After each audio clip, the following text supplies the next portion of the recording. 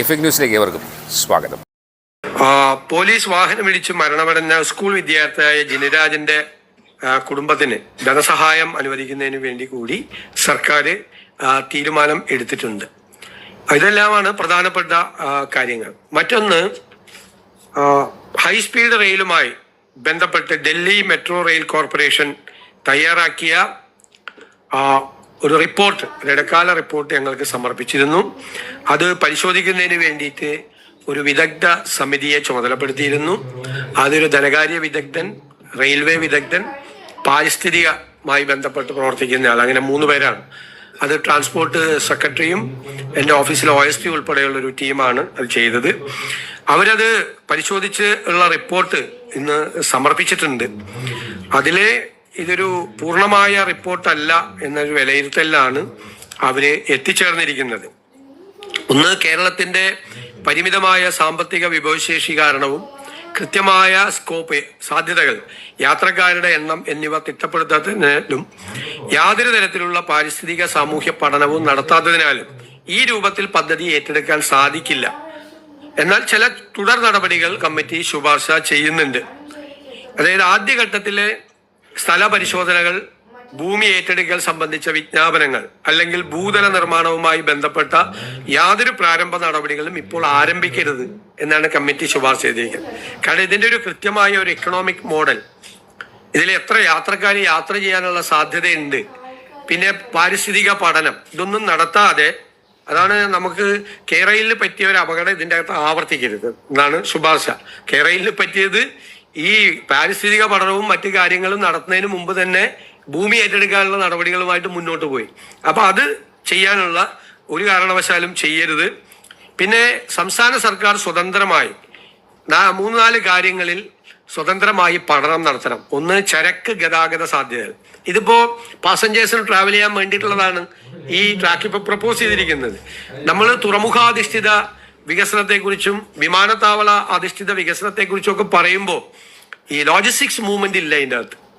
അപ്പൊ ആ logistics movement ഇല്ലാതെ പാസഞ്ചേഴ്സ് ട്രെയിൻ കൊണ്ട് മാത്രം ഇത് നമുക്ക് വരുമാനവും നമ്മൾ ചെലവാക്കുന്ന പണം അത് തിരിച്ചടയ്ക്കാനും ഒക്കെയുള്ള ഒരു പ്രശ്നത്തിലേക്ക് നമ്മൾ പോകും എന്നുള്ളതൊരു പ്രശ്നമാണ് അവർ തന്നിരിക്കുന്നത്. ബദൽ മാർഗങ്ങൾ എന്താണ് എന്നത് വിശകലനം നടത്തണം. ഭൂമിയുടെ ലഭ്യത, അപ്പൊ അതിനെക്കുറിച്ചുള്ള കൃത്യമായ കണക്കുകൾ ഈ റിപ്പോർട്ടിൽ ഇല്ല. നിലവിലുള്ളതും ഭാവിയിൽ വികസിക്കപ്പെടുന്നതുമായ മെട്രോ, തുറമുഖ, ഉൾനാടൻ ജലഗതാഗത സംവിധാനങ്ങളുമായിട്ടുള്ള സംയോജനം, ഇത്തരം കാര്യങ്ങൾ പഠിക്കണം എന്നാണ് പറഞ്ഞിരിക്കുന്നത്. ഈ പഠനങ്ങൾ യഥാർത്ഥ ആവശ്യകതയും പദ്ധതിയുടെ വിശാലമായ ബഹുമുഖ സാമ്പത്തിക പ്രാധാന്യവും തെളിയിച്ചാൽ മാത്രമാണ് DPR തയ്യാറാക്കുന്ന അടുത്ത ഘട്ടത്തിലേക്ക് കടക്കാൻ പാടുള്ളൂ എന്നാണ് കമ്മിറ്റിയുടെ ഏകകണ്ഠമായിട്ടുള്ള റിപ്പോർട്ട്. ആ റിപ്പോർട്ട് വിശദമായി പഠിച്ചതിന് ശേഷം ഗവൺമെന്റ് അതിനുള്ള നടപടികൾ കൈക്കൊള്ളും. അല്ല, അതല്ല, നമ്മളിത് പഠിക്കട്ടെ. നമ്മളിപ്പോ ഇവര് സമർപ്പിച്ച റിപ്പോർട്ടിലെ ശുപാർശകൾ ഇതാണ് പ്രധാനമായിട്ട്. കാരണം അതൊരു നല്ല ഇക്കണോമിക് മോഡൽ അല്ല ഇപ്പൊ തന്നിരിക്കുന്നത്. കാരണം ഇത് പാസഞ്ചേഴ്സ് മാത്രമാണ് പോകുന്നത്, ലോജിസ്റ്റിക്സ് മൂവ്മെന്റ് ഇല്ല. നമുക്ക് ലോജിസ്റ്റിക്സ് മൂവ്മെന്റ് വേണം. നമ്മൾ കടലിൽ കൂടി ലോജിസ്റ്റിക്സ് മൂവ്മെന്റ് ആലോചിക്കുന്നു, റെയിലിൽ കൂടി കൊണ്ടുപോയാൽ തന്നെ നമ്മുടെ ഈ റോഡിലെ ജനസാന്ദ്രത, ഈ വാഹനങ്ങളുടെ സാന്ദ്രത നമുക്ക് കുറയ്ക്കാൻ പറ്റും. മാത്രമല്ല ഒരു നമുക്ക് ഇപ്പൊ എടുക്കുന്ന കടം വലിയ തുക വരും, അതും കൃത്യമായി കണക്കാക്കിയിട്ടില്ല. വലിയ തുക വരുന്നത് നമ്മൾ ബാങ്ക് ലോണും മറ്റു കാര്യങ്ങളും മറ്റു ബിസിനസ് മോഡലിലല്ലേ ചെയ്യാൻ പറ്റുള്ളൂ. ചെയ്തു കഴിഞ്ഞാൽ അത് തിരിച്ചടയ്ക്കാൻ വേണ്ടിയിട്ടുള്ള വരുമാനം പോലും ഇതിൻ്റെ അകത്തുനിന്ന് കിട്ടാത്തൊരു സാഹചര്യം വരും. യാത്രക്കാരുടെ എണ്ണം പോലും കൃത്യമായിട്ട് തിട്ടപ്പെടുത്തിയിട്ടില്ല. ഒരു അപൂർണമായ റിപ്പോർട്ടാണെന്നാണ് ഇടക്കാല സമിതിയുടെ ഇത്. സർക്കാർ ഇതിനെ സംബന്ധിച്ച് ഒന്നുകൂടി ആലോചിച്ച് ഇതിന്റെ ബദൽ മാർഗങ്ങളും മറ്റു കാര്യങ്ങളും ആലോചിക്കും. അല്ല, അത് സർക്കാർ പഠിക്കും. അവരോട് ഈ ഡൽഹി മെട്രോ റെയിൽ കോർപ്പറേഷനോട് ഒരുപാട് കാര്യങ്ങൾ അവർ ചോദിച്ചിരുന്നു. ഈ കമ്മിറ്റിയുടെ പ്രവർത്തനത്തിന്റെ ഭാഗമായി അവർ ക്വസ്റ്റനെയർ അയച്ചു കൊടുക്കുകയും ഒരുപാട് കാര്യങ്ങൾ അവർ ചർച്ച ചെയ്യുകയും ചെയ്തു. പക്ഷെ അപൂർണമായൊരു റിപ്പോർട്ടാണ്. ഈ റിപ്പോർട്ടിന്റെ അടിസ്ഥാനത്തിൽ ഒരു തീരുമാനം ഗവൺമെന്റ് എടുക്കരുത് എന്നാണ് റെക്കമെൻഡേഷൻ. അല്ല, അതിവേഗ റെയിൽപാത സാധ്യമായ കാര്യങ്ങൾ, ഒന്ന് പാരിസ്ഥിതികമായ കാര്യം വളരെ പ്രധാനപ്പെട്ട ഒരു വിഷയമാണ്. ഒന്ന് അതിന്റെ സാമ്പത്തികമായ, ഞങ്ങൾ ആ രണ്ട് കാര്യത്തിലാണല്ലോ കേരളയിൽ എതിർത്തത്. അതൊരു എൻവയൺമെന്റ് ഡിസാസ്റ്റർ ആയിരിക്കും എന്നാണ് നമ്മൾ പറഞ്ഞത്. ഇപ്പൊ ഞങ്ങളത് പറഞ്ഞിട്ട് ഞങ്ങൾ വന്ന് വേറൊരു എൻവയൺമെന്റ് ഡിസാസ്റ്റർ തുടക്കം കുറിക്കാൻ പറ്റില്ല. പിന്നെ അത് കേരളത്തിന്റെ സമ്പദ് വ്യവസ്ഥയ്ക്ക് കാര്യമായ ആഘാതം ഏൽപ്പിക്കാതെ കേരളത്തിന്റെ സമ്പദ് വ്യവസ്ഥയെ കുറെ കൂടി ഉത്തേജിപ്പിക്കുന്ന തരത്തിലുള്ള ഒരു പ്രോജക്റ്റ്, കേരളത്തിന്റെ ടോപ്പോഗ്രഫി ജോഗ്രഫി എല്ലാം നോക്കിക്കൊണ്ടുള്ള ഒരു പ്രോജക്റ്റ് ആയിട്ട് മാത്രമേ അത് നടപ്പാവൂ. അതിന്റെ ഇല്ലില്ല, നമ്മളിത് റെയിൽവേ, അതിനുള്ള റെയിൽവേ കോമ്പിറ്റൻസ് നമുക്കില്ലല്ലോ. ഇതിനുള്ള വേറൊരു ഏജൻസിക്ക് അത് ചെയ്യാൻ പറ്റുള്ളൂ. സംസ്ഥാന സർക്കാർ റോഡ് പണിയുന്നത് പോലെ അല്ലെങ്കിൽ വേറെ പാലം പണിയുന്നത് പോലെയുള്ള റെയിൽ പണിയാൻ വേണ്ടിയിട്ടുള്ള ഒരു സംവിധാനം സംസ്ഥാന സർക്കാരിനില്ല. നിയമനങ്ങളിൽ വലിയ പരാതി കേസിന്റെ പരാതി, ചിലയിടത്ത ആർഎസ്എസ് ബന്ധമുള്ള ആളുകൾ, CPM ബന്ധമുള്ള ആളുകൾ, എന്താണ് ഈ നിയമനങ്ങളിൽ? അല്ല, ഗവൺമെന്റ് പ്ലീഡർമാരുടെ നിയമനവുമായി ബന്ധപ്പെട്ട് 2 ഗവൺമെന്റ് പ്ലീഡർമാരെ നിയമിച്ചപ്പോൾ വന്ന ആരോപണം, ഒന്നൊരാൾ കോളേജിൽ പഠിക്കുമ്പോൾ SFI ആയിരുന്നു, മറ്റൊരാൾ കോളേജിൽ പഠിക്കുമ്പോൾ ABVP ആയിരുന്നു എന്നുള്ള ആരോപണം. നിങ്ങൾ പല മാധ്യമങ്ങളും അത് കൊടുത്തത് ഇന്ത്യൻ ലോയേഴ്സ് കോൺഗ്രസിലെ അഭിഭാഷക വിഭാഗം ഈ പരാതി പറയുന്നു എന്നാണ്. അല്ല, അവരാണ് പരാതിപ്പെട്ടത് എന്നാണ് എല്ലാ മാധ്യമങ്ങളിലും വാർത്ത വന്നത്. എന്നോടാരും പരാതി പറഞ്ഞിട്ടില്ല. ഇവര് പരാതിപ്പെട്ടു എന്നും പറഞ്ഞു വ്യാപകമായ വാർത്ത വന്നു. അപ്പൊ എൻ്റെ കയ്യിലുള്ളത് ഇന്ത്യൻ ലോയേഴ്സ് കോൺഗ്രസിന്റെ സംസ്ഥാന കമ്മിറ്റി സമർപ്പിച്ച റിപ്പോർട്ടാണ്, റെക്കമെൻഡേഷനാണ്. ആ റെക്കമെൻഡേഷനിൽ ഈ വിവാദപ്പെട്ട 2 പേരുടെയും പേര് അവർ റെക്കമെൻഡ് ചെയ്ത 2 പേരെ ആക്കണമെന്ന് പറയും. ഇതാണ് എൻ്റെ ലിസ്റ്റ്. ഈ ലിസ്റ്റ് അവരുടെ 2 പേരുടെയും പേര് ഇതിനകത്തുണ്ട്. ഈ വിവാദമായ 2 പേരുടെയും പേര്. ഇവർ ഈ ലിസ്റ്റ് തന്നതുകൊണ്ട് മാത്രമല്ല ഞങ്ങൾ അവരെ പരിശോധിച്ചത്. ലിസ്റ്റിൽ തന്ന പലരും വന്നിട്ടുണ്ട്, ചിലർ വന്നിട്ടില്ല. ഞങ്ങൾ അതിനെ കുറിച്ചുള്ളൊരു പരിശോധന നടത്തിയിട്ടാണ്, അവരുടെ പശ്ചാത്തലം കൂടി പരിശോധിച്ചിട്ടാണ് അവരെ നിയമിച്ചത്. അവർ ഇന്ത്യൻ ലോയേഴ്സ് കോൺഗ്രസിന്റെ മെമ്പർമാരാണ്. 2 പേരും മെമ്പർമാരാണ്. 2 പേരും വളരെ കോമ്പിറ്റന്റ് ആയിട്ടുള്ള ലോയേഴ്സാണ്. അതാ AGയോടുകൂടി ആലോചിച്ചിട്ടാണ് നമ്മൾ ഗവൺമെന്റ് പ്ലീഡർമാരെ, അല്ലെങ്കിൽ കോൺഗ്രസിന്റെ ഒരു പോഷക സംഘടന തരുന്ന ലിസ്റ്റിന്റെ അടിയിൽ ഒപ്പിടാനല്ലല്ലോ നമ്മൾ ഇരിക്കുന്നത്. അങ്ങനെ ചെയ്യാൻ പറ്റില്ലല്ലോ.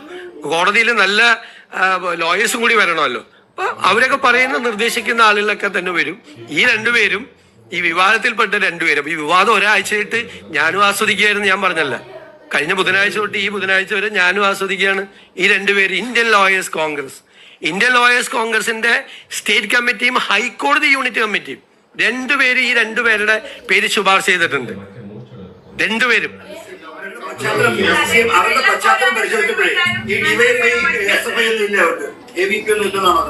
അതല്ലല്ലോ, അവര് ഇന്ത്യൻ ലോയേഴ്സ് കോൺഗ്രസിന്റെ മെമ്പർമാരാണ്. CPM നിന്ന് വന്ന 5 പേര് സ്ഥാനാർത്ഥികളായിരുന്നു അസംബ്ലിയിൽ. BJP നിന്ന് വന്ന ഒരാള്.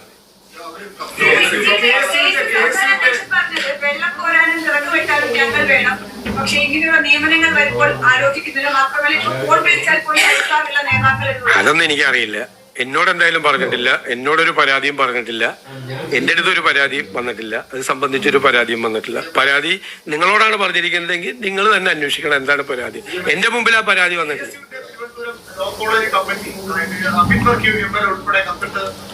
അവരൊന്നും അല്ലല്ലോ ഇത് തീരുമാനിക്കുന്നത്. തിരുവനന്തപുരം ലോ കോളേജിലെ യൂണിറ്റ് കമ്മിറ്റിയാണോ ഗവൺമെന്റ് പ്ലീഡറെ തീരുമാനിക്കുന്നത്? നോ. അതൊക്കെ വെറുതെ അനാവശ്യമായിട്ട് നിങ്ങളിത് ഊതി വീർപ്പിച്ച് നിങ്ങൾ വലിയ വാർത്തയാക്കിയാണ്. തിരുവനന്തപുരം ലോ കോളേജിലെ KSU യൂണിറ്റ് കമ്മിറ്റി ഗവൺമെന്റ് പ്ലീഡറെ നിയമിക്കുന്നതിന് അവർക്ക് എന്താ കാര്യം? ഒരു കാര്യമില്ല അവർക്കൊന്നും. അവർക്കൊന്നും ഒരു കാര്യമില്ല. അതൊന്നും ആവശ്യം. നിങ്ങളാണ് ഇത് ഊതി വീർപ്പിക്കുന്നത്. ഗവൺമെന്റ് പ്ലീഡർ നിയമനത്തിൽ വിവാദം തീർന്നല്ലോ ഇതോടുകൂടി. നാളെ പോലെ ഇല്ലല്ലോ ഇത്. ഇനി വേറെ എന്തെങ്കിലും ഉണ്ടെങ്കിൽ പറയാം, വേറെ എന്തെങ്കിലും ചോദിക്കും.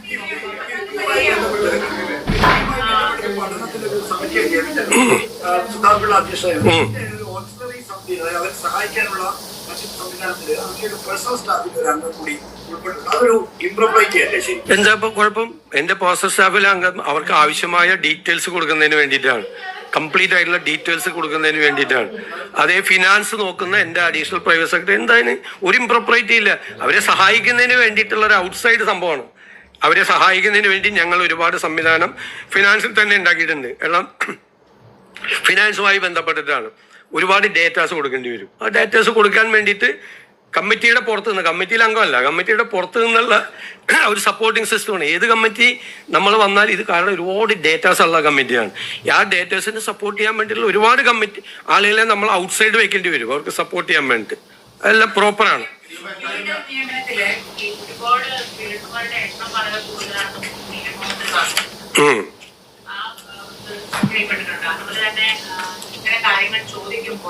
പ്രതിപക്ഷ നേതാവിന്റെ ബോഡി ലാംഗ്വേജ് ആണ് മുഖ്യമന്ത്രി എന്ന് പറയുന്നത്, മുഖ്യമന്ത്രിയുടെ ബോഡി ലാംഗ്വേജ് അല്ലാണ്. ഞാന് പി രാജീവ് എന്റെ ബോഡി ലാംഗ്വേജിനെ കുറിച്ചൊരു ആരോപണം ഉന്നയിച്ചത് ഞാൻ ശ്രദ്ധിച്ചു. അദ്ദേഹം ഒരു ബുദ്ധിജീവിയാണ്, വലിയ പ്രഭാഷകനാണ്, ചിന്തകനാണ്, എഴുത്തുകാരനാണ്. ഞാൻ അതൊന്നുമല്ല. ഞാനൊരു സാധാരണ നാട്ടുമ്പുറത്തുകാരനാണ്. തമാശ കേൾക്കുമ്പോൾ ചിരിക്കുകയും സങ്കടം വരുമ്പോൾ കരയുകയും ദേഷ്യപ്പെടുമ്പോൾ പൊട്ടിത്തെറിക്കുകയൊക്കെ ചെയ്യുന്ന ഒരു സാധാരണക്കാരനാണ്. എൻ്റെ ബോഡി ലാംഗ്വേജ് ചിലപ്പോൾ അദ്ദേഹത്തിന് ഇഷ്ടപ്പെട്ട് കാണില്ല. കാരണം അദ്ദേഹത്തിൻ്റെ ശൈലി അല്ല എൻ്റെ ശൈലി. പിന്നെ അദ്ദേഹം പറഞ്ഞ കാര്യം, അതായത് ഗവൺമെന്റ് ലീഡർമാരുടെ എണ്ണം കൂട്ടിയെന്നാണ്. 17/7/2017 ഒന്നാം പിണറായി സർക്കാർ 5 സ്പെഷ്യൽ GP-മാരെയും 5 GP-മാരെയും നിയമിച്ചു. അന്ന് AK ബാലനാണ് നിയമമന്ത്രി, കൂടുതലായി നിയമിച്ചു. ഇനി ഈ ആക്ഷേപം ഉന്നയിച്ച ഈ മന്ത്രി നിയമമന്ത്രിയായിട്ടിരിക്കുമ്പോൾ 3 സ്പെഷ്യൽ GP-മാരെയും 3 GP-മാരെയും നിയമിച്ചു. 6 പേരെ. അപ്പൊ എത്ര പേരായി? 5 5 10 6 16 പേരെ പിണറായി വിജയന്റെ കാലത്ത് നിയമിച്ചിട്ടുണ്ട്. ഈ ആരോപണം ഉന്നയിച്ച ഇതേ നിയമമന്ത്രി നിലവിലുള്ള GP-മാരുടെ എണ്ണം കഴിഞ്ഞ വർഷം വർദ്ധിപ്പിച്ചിട്ടുണ്ട്. എന്നിട്ട് ഒരു കൊല്ലം കഴിയുന്നതിന് മുമ്പ് പുതിയ ഗവൺമെന്റ് GP-മാരുടെ എണ്ണം വർദ്ധിപ്പിച്ചതിനെ കുറിച്ച് പരിഹസിക്കുന്നവരെ കുറിച്ച് ഞാൻ എന്തു പറയും? എന്താ പറയേണ്ടത്? ഇതിൻ്റെ അകത്തെ പ്രശ്നം ഞങ്ങൾക്ക് 23 പേരുടെ ഒരു നടപടിക്രമവും ഇല്ലാതെയാണ് ഇവർ ചെയ്തത്. ഞങ്ങൾ അതല്ല, AG-യുടെ ഭാഗത്തു നിന്നും DGP-യുടെ ഭാഗത്തു നിന്നുള്ള പ്രപ്പോസൽ വന്നു. കാരണം എന്ന് വെച്ച് കഴിഞ്ഞാൽ നമ്പർ ഓഫ് കേസസ് കൂടുകയാണ്. കേരളത്തിലെ ഹൈക്കോടതിയിലെ പെറ്റീഷൻസ് 37,000 പെറ്റീഷൻസാണ് അവിടെ എണ്ണം വർദ്ധിച്ച് മറ്റ് ഹൈക്കോടതികളിലേക്കാൾ എണ്ണം കൂടുകയാണ്. കോടതി മുറികളുടെ എണ്ണവും കൂടിയിട്ടുണ്ട്. അപ്പൊ അത് മാനേജ് ചെയ്യാൻ പറ്റാതായപ്പോഴാണ് 23 പേരുടെ എണ്ണം കൂട്ടണം എന്ന് പറഞ്ഞ പ്രൊപ്പോസൽ വന്നു.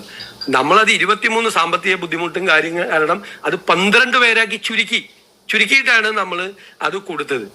ഇതെല്ലാം ചെയ്തു വെച്ചിട്ട് നേരത്തെ ചെയ്ത ആളുകൾ ഇപ്പൊ വന്ന് നമ്മൾ ചെയ്യുമ്പോൾ നമ്മളെ വിമർശിക്കുന്നത്, ഇവരുടെയൊക്കെ വിമർശനത്തിന്റെ അടിത്തറ എന്താണ്? സുതാര്യമായി നേരത്തെ കൈകാര്യം ചെയ്തപ്പോൾ വേണ്ടത്ര പണം കൊടുക്കുന്നില്ല, സഹായം കൊടുക്കുന്നില്ല. എന്തെങ്കിലും മാറ്റം വരട്ടെ. ആർക്കാ? ഓൺലൈനിൽ അല്ലാതെ പേപ്പറിൽ എഴുതി കൊടുത്തിട്ട് അപേക്ഷ ആർക്കാ? ചികിത്സാ സഹായം.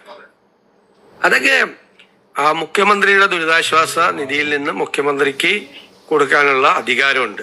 അത് നേരത്തെ നിലവിലുള്ള ഒരു ഫോമിൽ വില്ലേജ് ഓഫീസർ സൈൻ ചെയ്ത്, ചികിത്സിക്കുന്ന ഡോക്ടർ സൈൻ ചെയ്ത്, പ്രോപ്പറായിട്ടുള്ള ഡോക്യുമെന്റ്സ് വന്നാൽ ചിലപ്പോൾ ചെയ്യേണ്ടി വരും. മറ്റത് ചിലത് എല്ലാം ഓൺലൈനിലായിരുന്നു.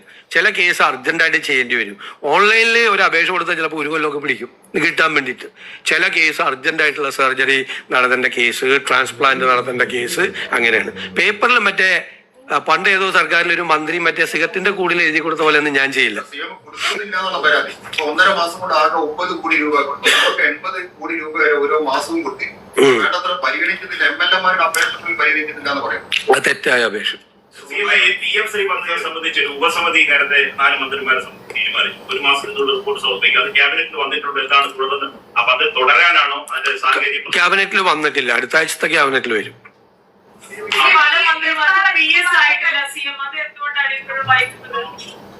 അതല്ല, മിക്കവാറും സ്റ്റാഫ് എല്ലാം ആയി. വല്ല 1-2 സ്ഥലത്തൊക്കെ ആയിരിക്കുള്ളൂ. അത് പരിശോധിച്ച് ചെയ്യും. അത് പരിശോധിച്ച് ചെയ്യും. അതിനുശേഷം അതിപ്പോൾ DGP-യുടെ മുന്നിലാണ് ആ റിപ്പോർട്ട് എന്ന് പറയുന്നു. 31-ാം തീയതി അദ്ദേഹത്തിന്റെ പ്രമോഷൻ സംബന്ധിച്ച കാര്യങ്ങൾ വരും. അതിനു മുൻപ് അദ്ദേഹത്തിന്റെ കാര്യത്തിൽ തീരുമാനം ഉണ്ടാകുമോ? അല്ല, നിങ്ങൾ തന്നെ ഇത് കൊടുത്തോണ്ടിരിക്കുകയല്ലേ? SIT റിപ്പോർട്ടിനെ സംബന്ധിച്ച ഈ കാര്യം ഗവൺമെന്റിന്റെ മുമ്പിൽ എത്തിയിട്ടില്ലല്ലോ. DGP-യുടെ മുമ്പിലല്ലേ എത്തിയിട്ടില്ല. DGPയുടെ മുമ്പിലിരിക്കുന്ന ഒരു കാര്യത്തിന് ആഭ്യന്തരമന്ത്രി എങ്ങനെ തീരുമാനം എടുക്കുന്നത്, മുഖ്യമന്ത്രി എങ്ങനെ തീരുമാനം എടുക്കുന്നത്? അവിടുന്ന് റിപ്പോർട്ട് വരണം. നിങ്ങൾക്ക് പല ആളുകൾക്കും പല ധൃതി ഉണ്ടാവും, പല കാരണങ്ങളുടെ പുറത്ത്. ഞങ്ങളുടെ മുമ്പിൽ SIT രൂപീകരിച്ച് SIT അവർ റിപ്പോർട്ട് ചെയ്യേണ്ടത് ഹോം മിനിസ്റ്റർക്ക് മുഖ്യമന്ത്രിക്കല്ല, അവർ DGPക്കാണ് റിപ്പോർട്ട് ചെയ്യേണ്ടത്. DGP അത് പരിശോധിച്ച് അതിന്റെ പരിശോധന നടത്തി വേണ്ട കാര്യങ്ങൾ ആഭ്യന്തരമന്ത്രിയെയും മുഖ്യമന്ത്രിയെയും അറിയിക്കും. അപ്പൊ നമ്മൾ നടപടിയെടുക്കും. ഇതൊക്കെ ഓരോ വാർത്തകളാണ്, ഓരോ ദിവസത്തെ രാവിലത്തെ ഉണ്ടാക്കുന്ന ഓരോ വാർത്തകളാണ്. എന്ത് പ്രസക്തിയാണ് ആ വാർത്തയ്ക്കുള്ളത്? അത് നിങ്ങൾ തന്നെ അങ്ങ് തീരുമാനിക്കുമല്ലേ. നിങ്ങൾ തന്നെ നിങ്ങളുടെ ലീഡായിട്ട് നിങ്ങൾ എഴുതുന്ന സാധനത്തിന് ഞാൻ എന്തിനാ മറുപടി പറയണേ? ഞങ്ങൾക്കൊരു പ്രൊസീജിയർ ഉണ്ട്. SIT അന്വേഷിക്കുന്ന കാര്യത്തിൽ SITയിലെ ഉദ്യോഗസ്ഥനെ ആഭ്യന്തരമന്ത്രിക്ക് വിളിച്ചു വരുത്തിയിട്ട് ആ റിപ്പോർട്ടും കൊടുത്താൽ എനിക്ക് ഇപ്പം തന്നെ നടപടി എടുക്കണം, കാരണം ഏഷ്യാനെറ്റിൽ വാർത്ത വന്നിട്ടുണ്ട് എന്ന് പറഞ്ഞിട്ട് കൊടുക്കാൻ പറ്റുമോ? നടപടി എടുക്കാൻ പറ്റുമോ? അതിൽ കോടതി പോവും. അങ്ങനെ ഒരാൾക്കെതിരെ നടപടി എടുത്താൽ ആള് കോടതി പോവും. ഞാൻ ഏഷ്യാനെറ്റ് എന്ന് പറഞ്ഞത് അജിത ചോദിച്ചുകൊണ്ട് പറഞ്ഞതാണ്. അതിൽ ഞാൻ പറഞ്ഞ എല്ലാവരും വാർത്താ മാധ്യമങ്ങളിലെ വാർത്ത കണ്ടിട്ട് SIT ഉദ്യോഗസ്ഥനോട് വിളിച്ച് ആഭ്യന്തരമന്ത്രിക്ക് റിപ്പോർട്ട് ചോദിക്കാൻ പറ്റുമോ? There is A procedure.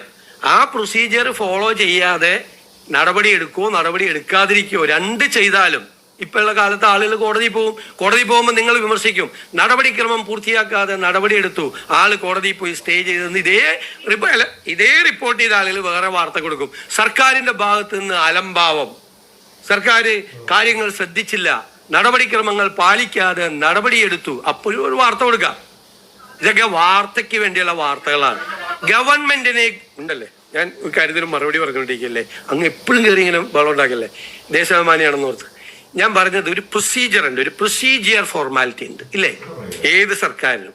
ആ പ്രൊസീജിയർ ഫോർമാലിറ്റി പൂർത്തിയാക്കാതെ നമുക്കൊരു നടപടി എടുക്കാൻ പറ്റില്ല. അത് നിങ്ങളിത് അറിയാത്ത റിപ്പോർട്ടർമാരാണ് ഇത് റിപ്പോർട്ട് ചെയ്യുന്നത്. നമ്മളിത് കണ്ട് ഞാൻ പറഞ്ഞല്ല, എനിക്ക് ആദ്യമൊക്കെ ഭയങ്കര വിഷമം തോന്നി. ഇപ്പൊ ഞാൻ ആസ്വദിക്കുകയാണ് ഈ വാർത്തകൾ കണ്ടിട്ട്. ഇതുപോലത്തെ വാർത്തകൾ ചെയ്യാൻ പറ്റുമോ? നിങ്ങളെ പറ. ഞാനിപ്പോ അങ്ങോട്ടും ചോദ്യം ചോദിക്കാൻ പോവാ, ചെയ്യാൻ പറ്റുമോ? നടപടി എടുക്കാൻ പറ്റുമോ?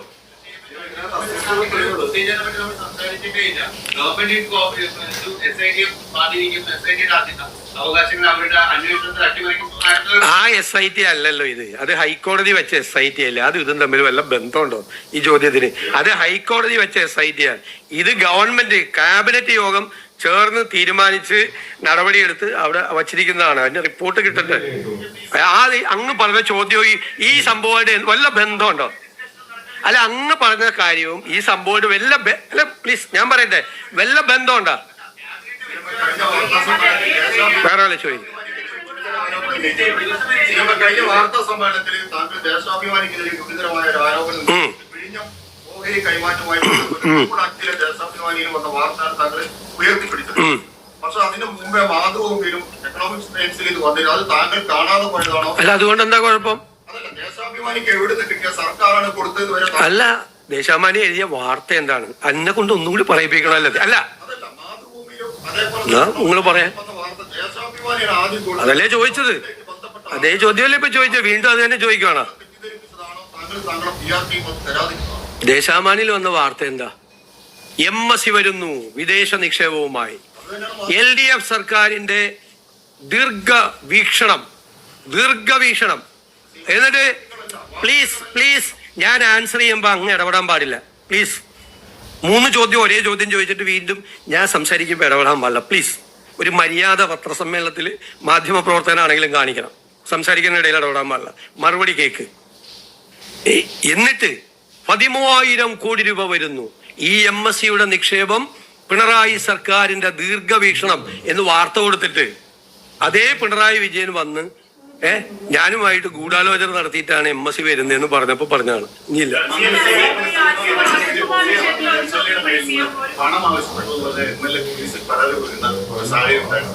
മന്ത്രിസഭ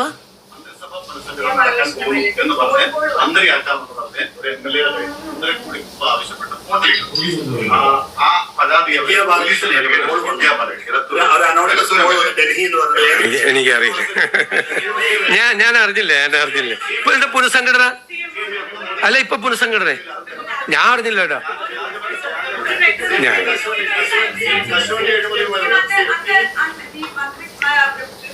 ഞാൻ അന്നടക്കം പറഞ്ഞു ഞങ്ങളുടെ കുട്ടികളുടെ ചോര വീണിട്ടുണ്ടെങ്കിൽ അതിന് മറുപടി പറയുന്നതാണ്. ഈ റിപ്പോർട്ട് വൈകുമ്പോൾ അവർക്ക് ആശങ്കയുണ്ട് കൊടുക്കുന്ന അവർ തന്നെ പറയുന്നുണ്ട്. AD തോമസും അജയ് പറയുന്നുമുണ്ട്. അവരുടെ രാഷ്ട്രീയത്തിൽ ആർത്തി ഉണ്ടാകും. ഏത് റിപ്പോർട്ട് എവിടെ വൈകിയെന്നാണ് നിങ്ങൾ തീരുമാനിച്ച പോരെ? ഇത് ഏത് നടപടിയാണ് ജുഡീഷ്യൽ സ്ക്രൂട്ടിനിക്ക് വിധേയമല്ലാത്തത്? ഇതൊരു പൊളിറ്റിക്കൽ ഡിലീറ്റ് പ്രശ്നമല്ലേ? അത് കുറവുണ്ടാവുകയും ഇല്ല. ഇത്രയും മറുപടി പറഞ്ഞിട്ട് നിങ്ങൾ രണ്ടുപേരും ഒക്കെ കൊടുത്ത വാർത്തയിലെ അബദ്ധം നിങ്ങൾക്ക് മനസ്സിലായി. അല്ലല്ല, അബദ്ധമാണ് നിങ്ങൾ കൊടുത്ത വാർത്ത. പറഞ്ഞല്ലോ, എക്സ്പ്ലെയിൻ ചെയ്തല്ലോ.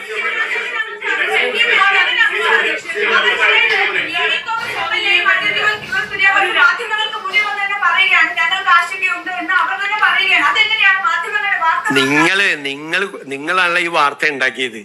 അജിത് കുമാറിനെ രക്ഷിക്കാനുള്ള ശ്രമം നടത്തുന്നു എന്നും പറഞ്ഞല്ല. നിങ്ങൾ വാർത്ത കൊടുത്തു. നിങ്ങളിപ്പോ അത് വഴിയിലായി. ആ ആഭ്യന്തരമന്ത്രി വളരെ ഭംഗിയായിട്ട് അത് വിശദീകരിച്ചു. നടപടിക്രമങ്ങൾ നിങ്ങളല്ല നടപടി എടുക്കേണ്ടത്, മാധ്യമങ്ങളല്ല നടപടി എടുക്കേണ്ടത്, ഗവൺമെന്റ് ആണ്. ഗവൺമെന്റ് അതിനൊരു പ്രൊസീജിയർ ഉണ്ട്. ആ പ്രൊസീജിയർ കംപ്ലീറ്റ് ആയിട്ട് ഫില്ല് ചെയ്ത് ഞങ്ങൾ ചെയ്യുള്ളൂ. മനസ്സിലായില്ലേ? അത് നടപടി എടുക്കുമ്പോൾ നിങ്ങളെ അറിയിക്കും. അതാണ്. അത് അപ്പ അറിഞ്ഞാൽ മതി നിങ്ങൾ എന്താ ചെയ്യാൻ പോണേന്ന്. നിക്ക് എല്ലാവരും ഇടിച്ചു പോയില്ലേ?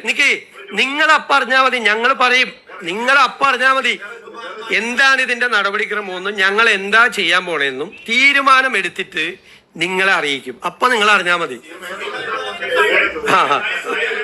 നയപരമായ പല കാര്യങ്ങളും കഴിഞ്ഞ ബഡ്ജറ്റ് സമ്മേളനത്തിൽ പല കാര്യങ്ങളും പാർട്ടിയാണ് നയം തീരുമാനിക്കുന്നത്, മുന്നണിയാണ് നയം തീരുമാനിക്കുന്നത് പറഞ്ഞു. പക്ഷെ 60 ദിവസമായി ഇപ്പോ UDF യോഗം ചേരുന്നില്ല എന്ന് UDF കൺവീനർ പറഞ്ഞു. കാരണം അങ്ങാണ് ചെയർമാൻ, അങ്ങാണ് സമയം കൊടുക്കേണ്ടത്. 60 ദിവസമായി സമയം ലഭിക്കാത്തതാണോ അതോ മറ്റെന്തെങ്കിലും നയപരമായ കാര്യങ്ങൾ തീരുമാനിക്കുന്നതെങ്കിലും ഡിസിഷൻ എടുക്കുന്നതിലെന്തെങ്കിലും ആശയക്കുഴപ്പമുണ്ടോ? കൈരളിൽ നിന്ന് വന്ന നിർഭനായ LDF യോഗം ചേരാത്തതിനെ പറ്റി ഒരു പരാതിയില്ല. UDF ഞങ്ങൾ കുറെ ആദ്യം നടപടി ഞങ്ങൾ തീരുമാനിച്ചോളാം. ഞങ്ങളുടെ പൊളിറ്റിക്കൽ ആയിട്ടുള്ള കാര്യമാണ്. UDF എപ്പോ യോഗം തീരുമാനിക്കും? അതൊക്കെ വരുമെന്നേ. അതൊക്കെ സമയത്ത് വരും. അതൊന്നും മാധ്യമങ്ങളുമായിട്ട് ചർച്ച ചെയ്യാൻ പറ്റുന്ന കാര്യങ്ങളല്ലല്ലോ. അതൊക്കെ സംഘടനാപരമായ കാര്യങ്ങൾ മുന്നണിയും പാർട്ടിയൊക്കെ എടുക്കുന്ന തീരുമാനങ്ങളാണ്. അതെല്ലാം മനസ്സിലായില്ലേ? ആ, ഇനി അടുത്തത് വേറൊരു പഴയ മന്ത്രി പറയുന്നത് കേട്ടു. ഞാൻ ഹിന്ദു കയറി ഇറങ്ങിയാണ് BJP നേതാക്കൾ മുഖ്യമന്ത്രിയുടെ ഓഫീസ്. ഹിന്ദു ഐക്യവേദിയുടെ നേതാക്കൾ എന്നെ കാണണം എന്നാവശ്യപ്പെട്ടു. ഞാൻ അവർക്ക് സമയം കൊടുത്തു. അവർ വന്ന് കാണാൻ പറഞ്ഞു. അത് പബ്ലിക് കാണുന്ന സമയത്താണ് അവരെ വന്ന് എന്നെ കണ്ടത്. ഞാൻ അവരെ മുറിയിൽ കയറ്റിയിരുത്തി കണ്ടു. അതിൽ 2 പേര് എനിക്കെതിരായിട്ട് നിരന്തരമായ വ്യാപകമായ പ്രചരണം നടത്തിയിരുന്ന ആളുകളാണ്. ഞാൻ അവരുടെ പേര് കണ്ടപ്പോ അവരെ കാണാൻ പറ്റില്ല എന്ന് ഞാൻ പറയാമോ? അവരെന്നെ കണ്ട് അവർക്കൊരു നിവേദനം നൽകാൻ വന്നാണ്. നിവേദനം നൽകി. ഇന്നലെ നമുക്ക് ഗവൺമെന്റിനെതിരായി സമരം നടത്തിക്കൊണ്ടിരിക്കുന്ന NGO യൂണിയൻ നേതാക്കൾ, ഗസറ്റഡ് ഓഫീസേഴ്സ് അസോസിയേഷന്റെ നേതാക്കൾ, അധ്യാപക സംഘടന GPMന്റെ KSCയുടെ നേതാക്കൾ കാണാൻ വന്നു. ഞാൻ ഇവരെ ഇരുത്തി അതേ കസേരയിൽ തന്നെ അവരെയും ഇരുത്തി അവരുമായിട്ട് സംസാരിച്ചു. ഞാൻ കോൺഗ്രസിന്റെ UDFന്റെ മാത്രം മുഖ്യമന്ത്രിയാണോ? കേരളത്തിലെ മുഖ്യമന്ത്രിയല്ലേ?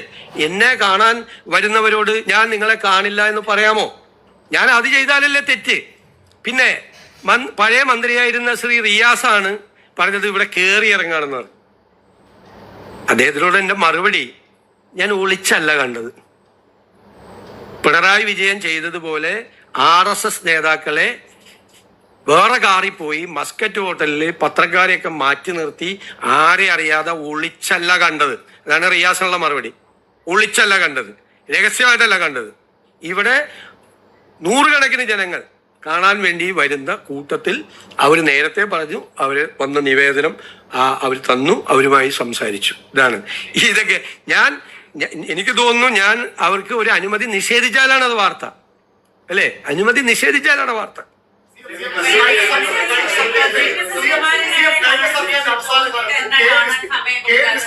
എക്സിക്യൂട്ടീവ് ഡയറക്ടർ നിയമനങ്ങൾ വഴിവിട്ട നിയമനം നടന്നിട്ടുണ്ട്. അവസാന കാലം 2.5 ലക്ഷം രൂപ ശമ്പളത്തിൽ 3 പേരെ നിയമിച്ചിട്ടുണ്ട്. അത് CM പരാതിയെ വന്നിട്ടുണ്ട്. അതൊക്കെ പരിശോധിക്കാം നമുക്ക്.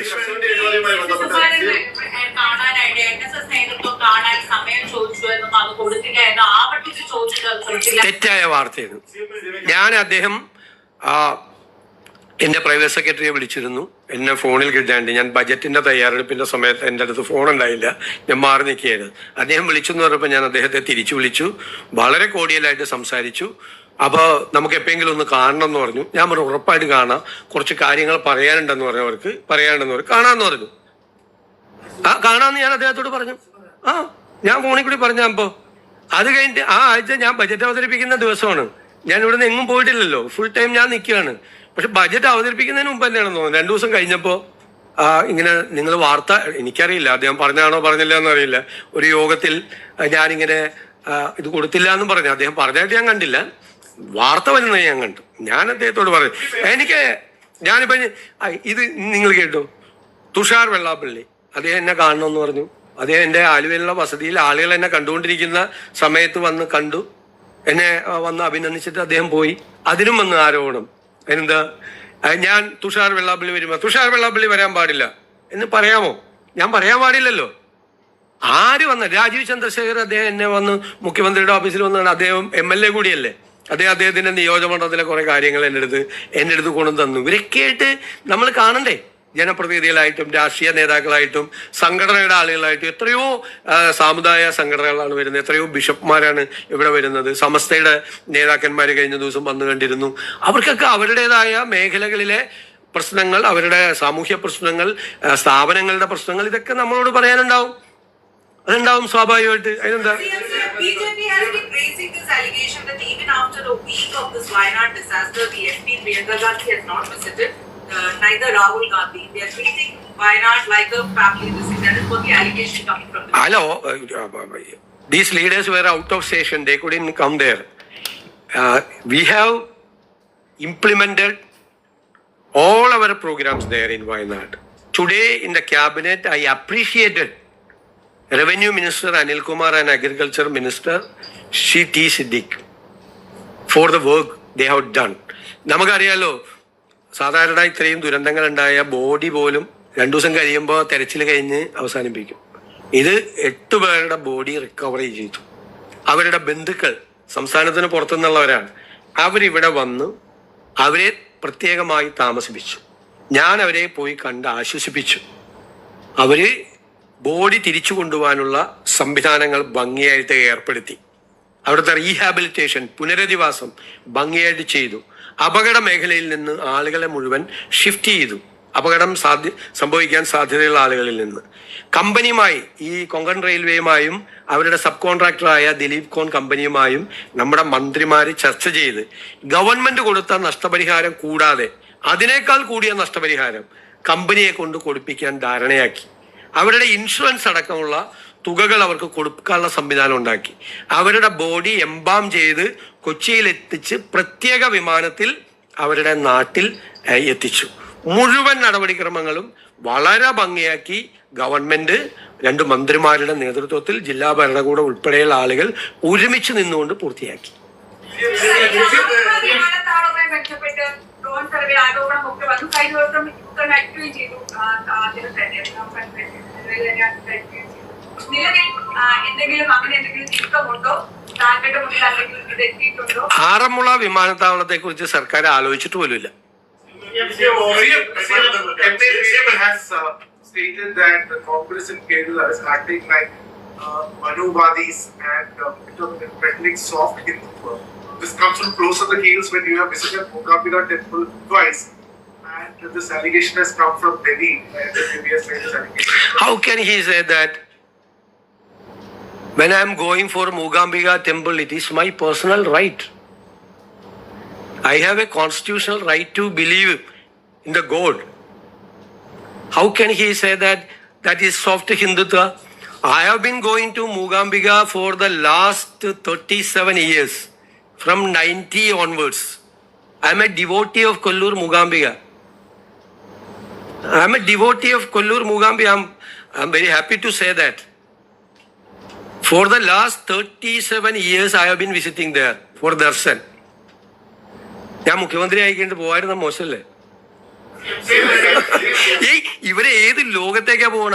ക്ഷേത്രങ്ങളിൽ പോകുന്നത്, ആരാധിക്കാൻ പോകുന്ന എല്ലാവരെയും അപമാനിക്കുമല്ലേ? അങ്ങനെയാണെങ്കിൽ അദ്ദേഹം അങ്ങനെ പറഞ്ഞിട്ടുണ്ടെങ്കിൽ അദ്ദേഹം ചെയ്തത് ആണോ?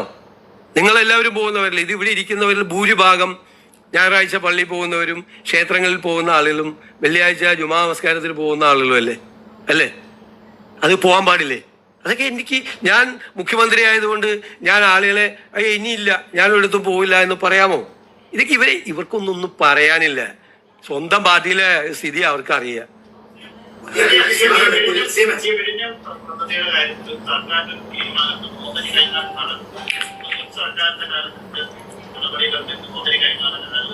നമ്മൾ എംപവേർഡ് കമ്മിറ്റി വെച്ചിരിക്കുകയാണ്. നടപടിക്രമം അനുസരിച്ച് ഒരു എംപവേർഡ് കമ്മിറ്റി വെച്ചിരിക്കുകയാണ്. സംസ്ഥാനത്തിന്റെ ഒരു താല്പര്യവും ഹനിക്കുന്ന ഒരു തീരുമാനവും ഈ ഗവൺമെന്റ് എടുക്കില്ല. സംസ്ഥാനത്തിന്റെ താല്പര്യങ്ങൾ സംരക്ഷിച്ചുകൊണ്ടുള്ള തീരുമാനവും വരുള്ളൂ. ധൃതി പിടിക്കേണ്ട ഒരു ആവശ്യമില്ല ഈ കാര്യത്തിൽ.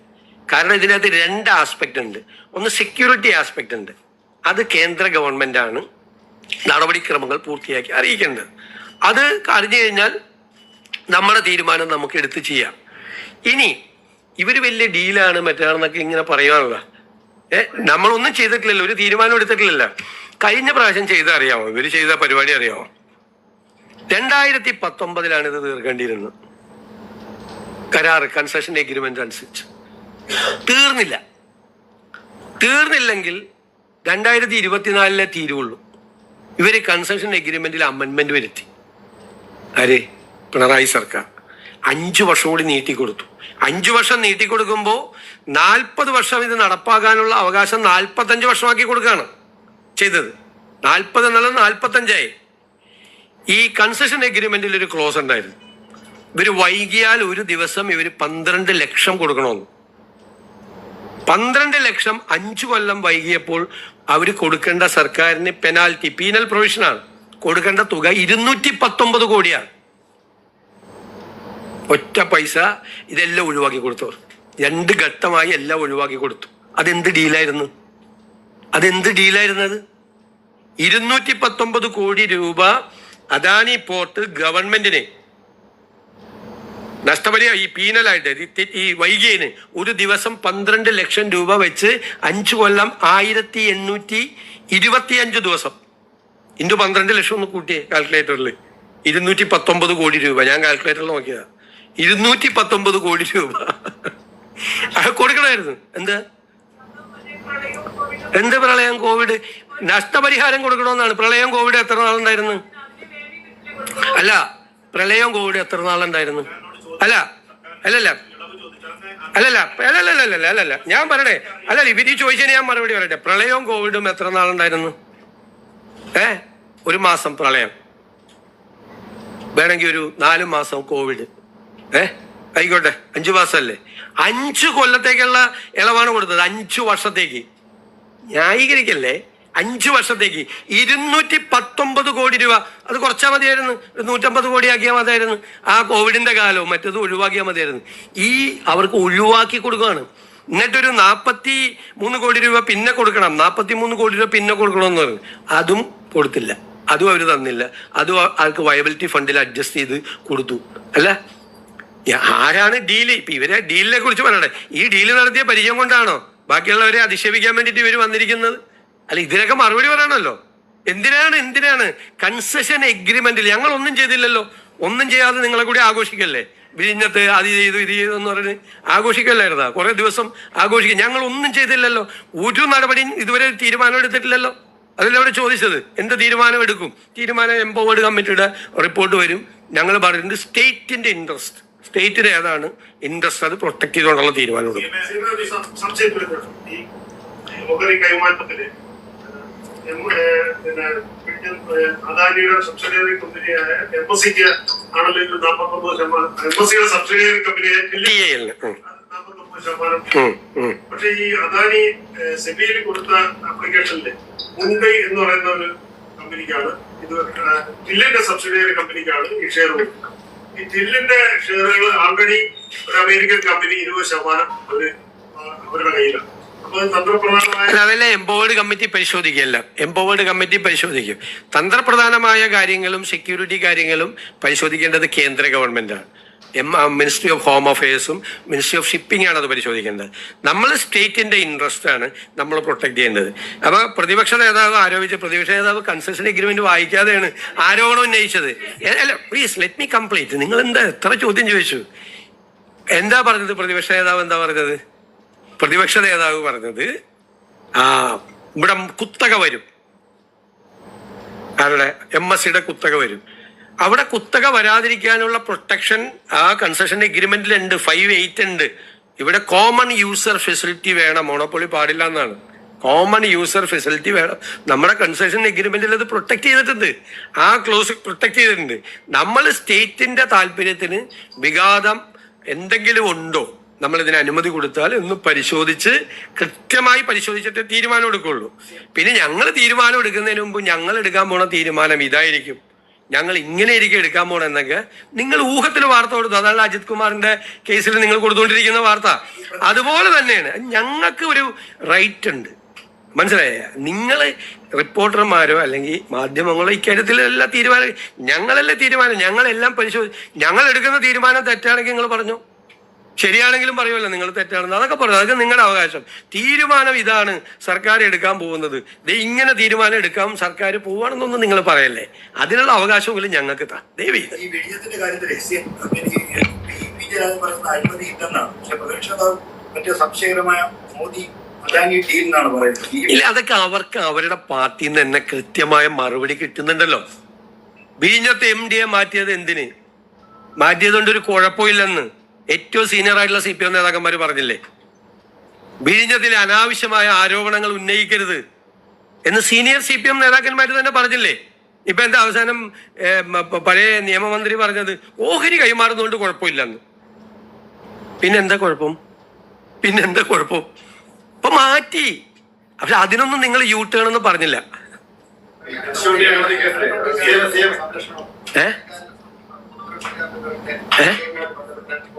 എങ്ങനെ?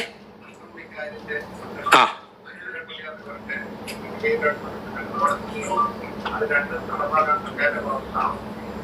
നോക്കാം, നമുക്കത് പരിശോധിക്കാം.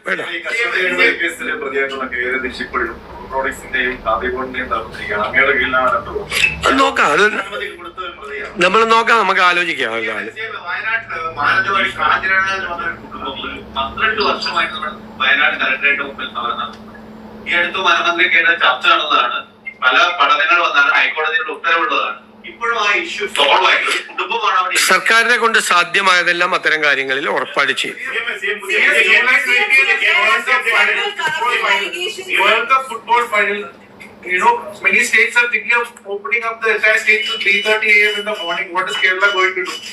Can we expect something? Wait.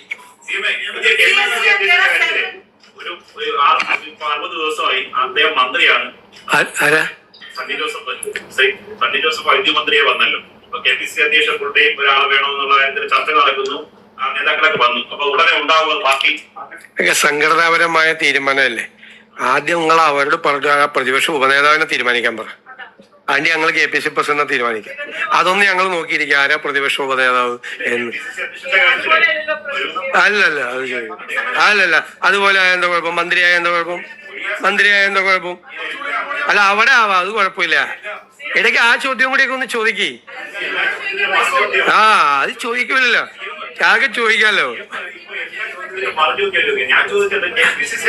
അല്ല, അത് ഞങ്ങളുടെ സംഘടനാപരമായ കാര്യമല്ലേ, അതെനിക്ക് കൈരളിയോട് പറയേണ്ട ആവശ്യമില്ലല്ലോ.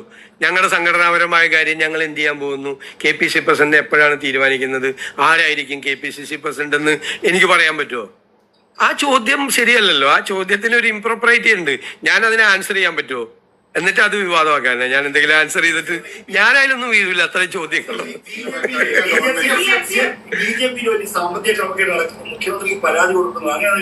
എനിക്ക് പരാതിയൊന്നും കിട്ടിയിട്ടില്ല. ഞാനും ആ വാർത്ത വായിക്കുന്നുണ്ട്. മറുപടി പറഞ്ഞത് BJP സംഘടനാ നടപടിക്ക് മാധ്യമങ്ങൾക്ക് പൊതുസമൂഹത്തിൽ എന്ത് കാര്യമുള്ള കംപ്ലൈന്റ് വന്നാൽ അപ്പൊ നമുക്ക് നോക്കാം. പരാതി ആരെങ്കിലും പറഞ്ഞു കഴിഞ്ഞാൽ നമുക്ക് അപ്പൊ ആലോചിക്കാം. നമ്മുടെ മുമ്പിൽ പരാതിയില്ല. അത് വന്നിട്ടുണ്ടെങ്കിൽ അവര് പോലീസ് പരിശോധിച്ച് വേണ്ടത് ചെയ്യും. ഒരു ആക്ഷേപം വന്നു കഴിഞ്ഞാൽ പോലീസ് പരിശോധിച്ച് ചെയ്യും. അല്ല, അത് വാർത്തകൾ ഇങ്ങനെ വരുമല്ലേ, നിങ്ങൾ കുറച്ചുകൂടി കൊണ്ടുപോവാ പുറത്തേക്ക്. ഇതൊക്കെ ചെറിയ ചെറിയ കാര്യങ്ങളല്ലേ പറയണേ. 8 ലക്ഷം 10 ലക്ഷം 15 ലക്ഷം ഒക്കെ അല്ലേ പറയല്ല. അതിലൊക്കെ കയറി നമ്മള് അതിനേക്കാളും വലിയ കാര്യങ്ങൾ നിങ്ങൾ പുറത്തു കൊണ്ടുപോവാ. The break the chain by കുറച്ചുകൂടി അങ്ങോട്ട് ഈ മൈക്രോസ്കോപ്പിക് ലെൻസ് കുറച്ച് അങ്ങോട്ടൊക്കെ ഒന്ന് ആ CPM-ന്റെ അവിടെ കുറച്ച് ഇപ്പുറത്തൊക്കെ ഒന്ന് വെക്കി. ഇങ്ങോട്ട് മാത്രം വെച്ചുകൊണ്ടിരിക്കല്ലേ?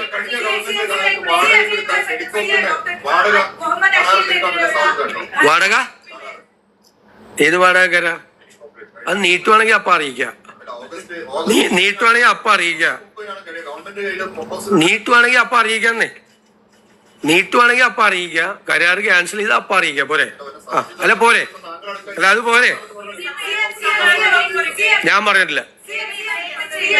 ഡോക്ടർ അഷീലിനെതിരെ ഇപ്പോൾ വലിയ തൊട്ടടുത്തുള്ള സാമ്പത്തിക ക്രമക്കേട് വന്നിട്ടുണ്ട്. പക്ഷേ അന്ന് ആരോഗ്യമന്ത്രിയായിട്ട് KK ശൈലജയ്ക്ക് ഏറ്റവും കൂടുതൽ പ്രശസ്തി കിട്ടിയത് ബ്രേക്ക് ദ ചെയിൻ അടക്കമുള്ള കാര്യങ്ങളാണ്. അവർ കഴിഞ്ഞ ദിവസം പറഞ്ഞത് ഇത് ഞാൻ അറിഞ്ഞുകൊണ്ട് തന്നെയാണ് ഇതൊക്കെ ചെയ്തത്, സർക്കാരിന്റെ അനുമതി ഉണ്ടായിരുന്നു എന്നാണ്. അങ്ങനെയെങ്കിൽ അന്വേഷണം ആരോഗ്യമന്ത്രിയിലേക്ക് കൂടി വരട്ടെ, പരിശോധിച്ചുകൊണ്ടിരിക്കുകയല്ലേ.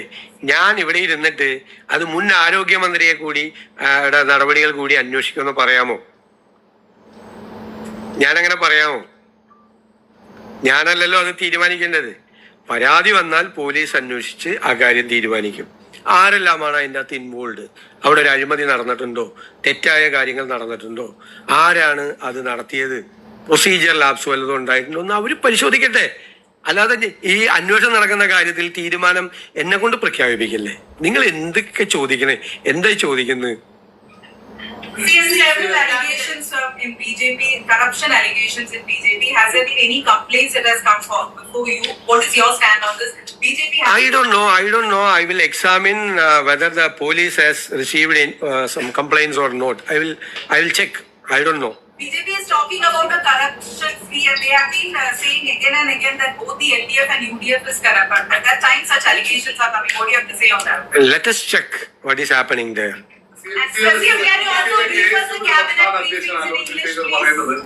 ഒരു നിയമനങ്ങളിലും പരിഗണിക്കപ്പെടുന്നില്ല. അപ്പൊ ഇനിയുള്ള നിയമനങ്ങൾക്ക് Cabinet briefings in English, the cabinet has decisions in English, the high-speed rail. High-speed rail, the DMRL, Delhi Metro Rail Corporation, has submitted a project before the government. The government appointed a expert committee, including environment, railway and financial expert. They submitted a report before the government today. They are recommending that the report submitted by the DMRL is incomplete. There was no environment impact study. One thing. Second, there is no economic model in this project. And they have not studied about the viability and feasibility of the project. പുതിയ വാർത്തകളും വിശേഷങ്ങളുമായി വീണ്ടും കാണാം. അതുവരെ ഏവർക്കും നന്ദി, നമസ്കാരം.